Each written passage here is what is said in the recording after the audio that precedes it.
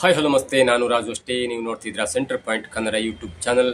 ಧರ್ಮಸ್ಥಳದ ಅಕ್ಕಪಕ್ಕ ಆದಂತಹ ಅಸಹಜ ಸಾವುಗಳ ಪ್ರಕರಣಕ್ಕೆ ಸಂಬಂಧಪಟ್ಟಂತೆ ಇದೀಗ ಮತ್ತೊಂದು ದೊಡ್ಡ ಅಪ್ಡೇಟ್ ಸಿಗ್ತಾ ಇದೆ. ಅದೇನಂದ್ರೆ ಭೀಮ ಕೂಡ ತಲೆಬಿಸಿಕೊಂಡಿದ್ದಾನೆ. ಭೀಮನಿಗೂ ಕೂಡ ಟೆನ್ಷನ್ ಸ್ಟಾರ್ಟ್ ಆಗಿದೆ. ಯಾವುದೇ ಹಣ ಸಿಗ್ತಾ ಇಲ್ಲ, ಹಾಗಾಗಿ ನಾನು ಕೂಡ ಭಯಭೀತನಾಗಿದ್ದೇನೆ, ನನಗೂ ಕೂಡ ಟೆನ್ಷನ್ ಸ್ಟಾರ್ಟ್ ಆಗಿದೆ ಅಂತ ಸ್ಫೋಟಕ ಹೇಳಿಕೆಯನ್ನ ಆಂಗ್ಲ ಮಾಧ್ಯಮಕ್ಕೆ ಅಂದ್ರೆ ಇಂಗ್ಲಿಷ್ ಪತ್ರಿಕೆ, ಇಂಗ್ಲಿಷ್ ಟಿವಿ ಮಾಧ್ಯಮಕ್ಕೆ ಸ್ಫೋಟಕ ಸಂದರ್ಶನವನ್ನು ಕೊಟ್ಟಿದ್ದಾನೆ. ಹಾಗಾದ್ರೆ ಯಾಕೆ ಭೀಮನಿಗೆ ಟೆನ್ಷನ್ ಸ್ಟಾರ್ಟ್ ಆಯ್ತು? ಯಾಕೆ ಭೀಮ ಭಯಭೀತಗೊಂಡಿದ್ದಾನೆ? ಯಾಕೆ ಹಣ ಸಿಗ್ತಾ ಇಲ್ಲ? ಇವೆಲ್ಲವನ್ನ ನೋಡೋಣ. ಅದಕ್ಕಿಂತ ಮೊದಲು ಇಲ್ಲಿ ತನಕ ನಮ್ಮ ಚಾನಲ್ ಸಬ್ಸ್ಕ್ರೈಬ್ ಮಾಡಿಲ್ಲ ಅಂದ್ರೆ ಈಗಲೇ ಸಬ್ಸ್ಕ್ರೈಬ್ ಮಾಡಿ, ಜೊತೆಗೆ ಕಾಮೆಂಟ್ಗಳ ಮುಖಾಂತರ ತಮ್ಮ ಅಭಿಪ್ರಾಯವನ್ನು ತಿಳಿಸಬಹುದು. ಎಸ್ ವೀಕ್ಷಕರೇ, ಕಳೆದ 15-14 ದಿನಗಳಿಂದ ಧರ್ಮಸ್ಥಳದಲ್ಲಿ ಭೀಮ ಹೇಳಿದಂತ ಜಾಗದಲ್ಲಿ ಸಮಾಧಿಯಾಗುವಂತ ಕೆಲಸ ಜೋರಾಗಿ ನಡೀತಿದೆ. ಒಮ್ಮೆ ಮ್ಯಾನ್ಯುವಲ್ ಆಗಿದೆ, ಅಂದ್ರೆ ಪೌರ ಕಾರ್ಮಿಕರನ್ನ ಉಪಯೋಗಿಸಿಕೊಂಡು ಆಗಿದೆ. ಮತ್ತೊಂದು ಕಡೆ ಸ್ಮಾಲ್ ಹಿಟಾಚಿ ಮತ್ತು ಜೆಸಿಬಿ ಮುಖಾಂತರ ಆಗಿದ್ದಾರೆ. ಅದಕ್ಕೂ ಸಾಕಾಗಲಿ ಅಂದಾಗ GPR ಎನ್ನುವಂತ ತಂತ್ರಜ್ಞಾನವನ್ನು ಬಳಸಿಕೊಂಡು ಸ್ಪಾಟ್ ನಂಬರ್ 13ರಲ್ಲಿ ಒಳ್ಳೆ ಗಣಿಗಾರಿಕೆ ಮಾಡ್ದಂಗೆ ಅಥವಾ ಬಾವಿ ತೋಡ್ದಂಗೆ ಅಥವಾ ಈ ಕೆನಲ್ ತೋಡ್ದಂಗೆ ತೋಡು ಎಲ್ಲ ಸಾಕಾಗ್ಬಿಡ್ತು. ಆದ್ರೂ ಕೂಡ ಒಂದು ಹೆಣ ಸಿಕ್ಕಿಲ್ಲ. ಸ್ಪಾಟ್ ನಂಬರ್ 6ರಲ್ಲಿ ಒಂದು ಹೆಣ ಸಿಕ್ಕಿತ್ತು, ಅದರ ಮೂಳೆ ಸಿಕ್ಕಿದೆ ಅನ್ನುವಂತ ಮಾಹಿತಿ SIT ತಂಡದಿಂದ ಹೊರಗೆ ಬಂದಿದ್ದಕ್ಕವರು. ಆದ್ರೂ SIT ತಂಡ ಯಾವುದಕ್ಕೂ ಸ್ಪಷ್ಟವಾದ ಮಾಹಿತಿಯನ್ನು ಕೊಟ್ಟಿರಲಿಲ್ಲ. ಅದರ ಹೊರತಾಗಿ 11A ಎನ್ನುವಂತ ಸ್ಥಳದಲ್ಲಿ ಬೆಟ್ಟದಲ್ಲಿ ಒಂದು ನೇಣು ಹಾಕೊಂಡಂತ ಆತ್ಮಹತ್ಯೆ ಮಾಡಿಕೊಂಡಂತ ಒಂದು ಹೆಣ ಸಿಕ್ಕಿತ್ತು. ಅದು ಭೂಮಿಯ ಮೇಲಿದ್ದ ಕಾರಣ ಅದಕ್ಕೂ ಆ ಭೀಮನಿಗೂ ಸಂಬಂಧ ಇಲ್ಲ ಅನ್ನುವಂತ ಮಾಹಿತಿ ಇದೀಗ ಹೊರಗಡೆ ಹರಿದಾಡ್ತಿದೆ. ಅದರ ಜೊತೆಗೆ ಅನನ್ಯ ಭಟ್ ಅವರ ಆ ಕೇಸ್ನಲ್ಲಿ ಸುಜಾತ ಭಟ್ ಅವರು ಸುಳ್ಳು ಹೇಳ್ತಾ ಇದ್ದಾರೆ. ಅವರಿಗೆ ಅನನ್ಯ ಭಟ್ ಎನ್ನುವಂತ ಮಗಳೇ ಇರಲಿಲ್ಲ, ಅವಳು ಮೆಡಿಕಲ್ ಕಾಲೇಜಲ್ಲಿ ಓದಿರ್ಲಿಲ್ಲ ಎನ್ನುವಂತ ಪ್ರಕರಣ ಈಗ ಬೆಳಕು ಬರ್ತಿದೆ. ಜೊತೆಗೆ ಸುಜಾತ ಭಟ್ ಅವರ ಭಾವ ಕೂಡ ಇದೀಗ ಸ್ಫೋಟಕ ಮಾಹಿತಿಯನ್ನು ಹೇಳ್ತಾ ಇದ್ದಾರೆ. ಮತ್ತು ಅನನ್ಯ ಭಟ್ ಅವರ ತಾಯಿ ಸುಜಾತ ಭಟ್ ಅವರು ಹೇಳಿದ್ದೆಲ್ಲ ಸುಳ್ಳು, ಇದೊಂದು ಫೇಕ್ ಅಜೆಂಡಾ ಮಾಡಿಕೊಂಡು ಧರ್ಮದ ವಿರುದ್ಧ ಅಪಪ್ರಚಾರ ಮಾಡ್ತಾರೆ ಅನ್ನೋದು ಇದೀಗ ಸ್ಪಷ್ಟನೆಗೆ ಆಗ್ತದೆ. ಮತ್ತು ಧರ್ಮಸ್ಥಳದ ಪರವಾಗಿದ್ದವರು ಮಾತಾಡ್ತಾರೆ. ಜೊತೆಗೆ ಇನ್ವೆಸ್ಟಿಗೇಟಿಂಗ್ ಮಾಧ್ಯಮದವರು ಕೂಡ ಇದನ್ನ ಅನನ್ಯ ಭಟ್ ಅವರ ಕೇಸಲ್ಲಿ ಸುಜಾತ ಭಟ್ ಅವರು ಸುಳ್ಳು ಹೇಳಿದ್ದಾರೆ ಅನ್ನೋದು ಈಗ ಸಾಬೀತು ಮಾಡ್ತಾನೆ ಇದ್ದಾರೆ.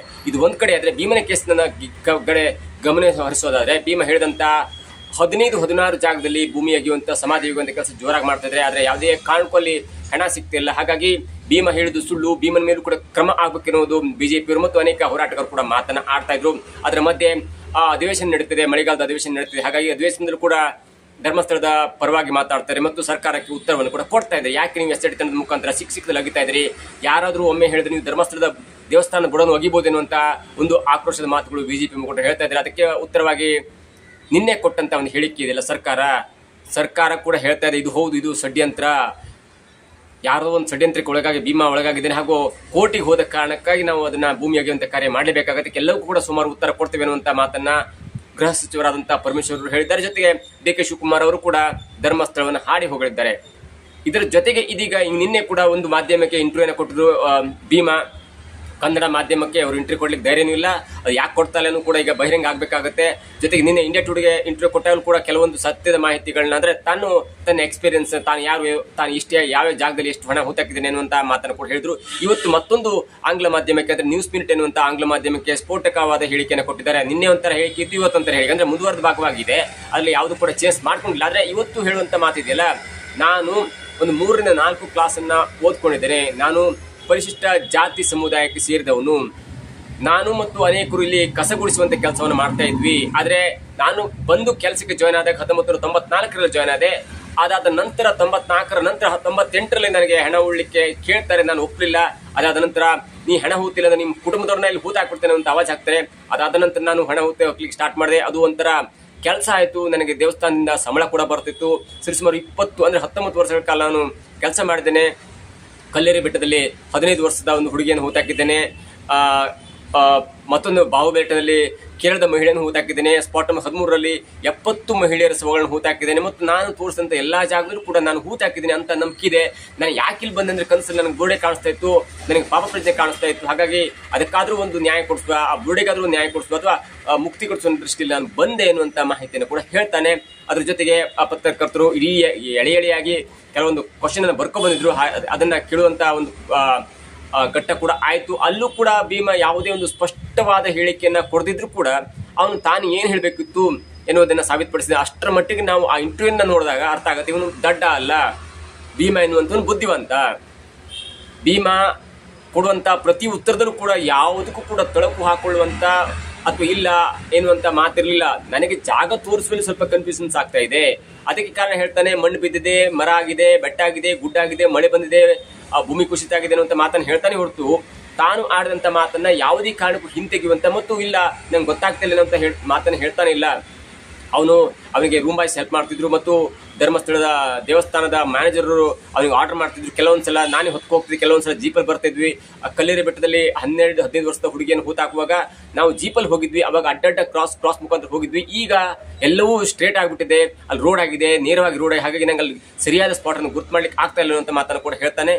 ಒಂದು ಮಾತನ್ನ ಅವನು ಹೇಳುವಾಗ ಹೇಳ್ತಾನೆ, ಇಲ್ಲ ಹೆಣ ಸಿಗ್ತಾ ಇಲ್ಲ ಅನ್ನೋದೇ ನಂಗೆ ಭಯ ಆಗ್ತಿದೆ, ಜನರು ನೂರಾರು ಮಾತಾಡ್ಕೊಳ್ತಿದೆ, ನಾನು ಹೇಳಿದೆ ಸುಳ್ಳು ಎನ್ನುವಂತ ರೀತಿಯಲ್ಲಿ ಈಗ ಮಾಧ್ಯಮದಲ್ಲಿ ತೋರಿಸ್ತಾ ಇದ್ದಾರೆ. ನಾನು ಹೆಣ ಹೂತಾಕಿದಾಗ 4-5 ಅಡಿ ಅಡಿಯಲ್ಲಿ ಹೂತಾಕಿದ್ದೆ, ಆದ್ರೆ ಈಗ ಅದ್ರ ಮೇಲೆ ಮಣ್ಣು ಬಿದ್ದಿದೆ, 20-25 ಅಡಿ ಆಗಿದೆ.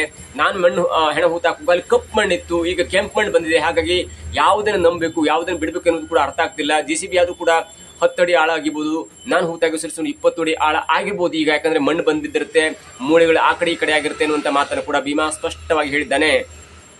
ಇಲ್ಲಿ ಒಂದನ್ನ ಗಮನಿಸಬೇಕಾಗಿದೆ ಅಂದ್ರೆ, ಭೀಮಾ ಕೂಡ ಸೋಷಿಯಲ್ ಮೀಡಿಯಾದ ಅಪ್ಡೇಟ್ ಅನ್ನು ತಗೊಂಡಿದ್ದಾನೆ, ಭೀಮಾ ಕೂಡ ಲಾಯರ್ ಮುಖಾಂತರ ಅಪ್ಡೇಟ್ ಅನ್ನು ತಗೊಂಡಿದ್ದಾನೆ. ಭೀಮನಿಗೂ ಕೂಡ ಈ ಸಮಾಜದ ಹೊರಗೆ ಆಗ್ತಿರುವಂತ ಅಪ್ಡೇಟ್ಗಳ ಬಗ್ಗೆ, ಬೆಳವಣಿಗೆಗಳ ಬಗ್ಗೆ ಮತ್ತು ಮುಂದೆ ಆಗುವಂತ ಒಂದು ಅಪ್ಡೇಟ್ ಅವನಿಗೆ ಗೊತ್ತಿದೆ. ಯೂಟ್ಯೂಬ್ಗಳ ಮುಖಾಂತರ ನಾನೆಲ್ಲ ತಿಳ್ಕೊಂಡಿದ್ದೇನೆ ಅನ್ನುವಂತ ಮಾತನ್ನು ಕೂಡ ಹೇಳ್ತಾನೆ. ಹಾಗಾಗಿ ಭೀಮನಿಗೆ ಯಾರು ಇವೆಲ್ಲ ಹೇಳ್ಕೊಟ್ರು, ಭೀಮನ ಈ ಮುಂದಿನ ಅಜೆಂಡಾ ಏನು, ಎಲ್ಲವೂ ಕೂಡ ತನಿಖೆಯಿಂದ ಆರಂಭ ಆಗ್ಬೇಕಾಗುತ್ತೆ. ಆದ್ರೆ ಯಾವುದೇ ಕಾರಣಕ್ಕೂ ಕೂಡ ವಕೀಲರು ಮುಖಾಂತರ ಭೀಮಾ ಮಂಜುನಾಥ್ ಅವರು ತನಗೆ ಅವಾಜ್ ಹಾಕಿದ್ರು ಅನ್ನುವಂತ ಪ್ರಶ್ನೆ ಇತ್ತಲ್ಲ, ಅಥವಾ ಆ ಗೊಂದಲ ಇತ್ತಲ್ಲ.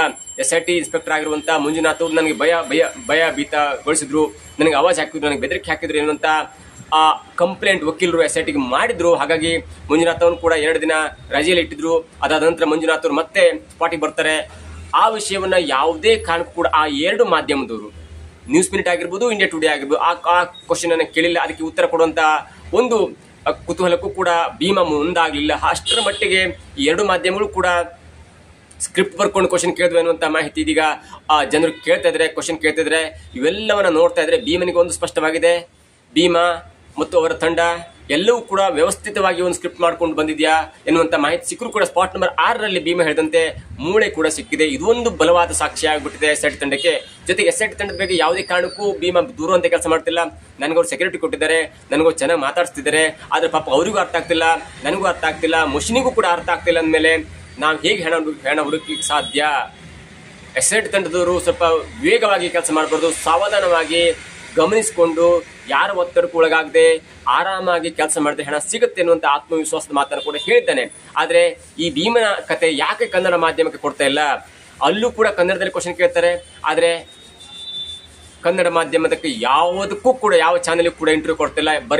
ಬದಲಾಗಿ ಇಂಗ್ಲಿಷ್ ಮಾಧ್ಯಮಕ್ಕೆ ಮಾತ್ರ ಕೊಡ್ತಾರೆ. ಯಾಕಂದ್ರೆ ಇಡೀ ಇಂಗ್ಲಿಷ್ ಮಾಧ್ಯಮ ಕೊಟ್ಟರೆ ಇಡೀ ಇಂಡಿಯಾಕ್ಕೆ ಗೊತ್ತಾಗುತ್ತೆ, ಇಡೀ ನಮ್ಮ ಪ್ರಪಂಚ ಗೊತ್ತಾಗುತ್ತೆ ಅನ್ನೋ ಕಾರಣಕ್ಕಾಗಿ ಭೀಮಾ ಎನ್ನುವಂತ ಅನಾಮಿಕ ವ್ಯಕ್ತಿ ಅಥವಾ ಅನಾಮಧೇಯ ವ್ಯಕ್ತಿ ಅಥವಾ ದೂರುದಾರ ಇಂಗ್ಲಿಷ್ ಮಾಧ್ಯಮಕ್ಕೆ ಮಾತ್ರ ಇಂಟರ್ವ್ಯೂನ ಕೊಡ್ತಾ ಇದ್ದೇನೆ.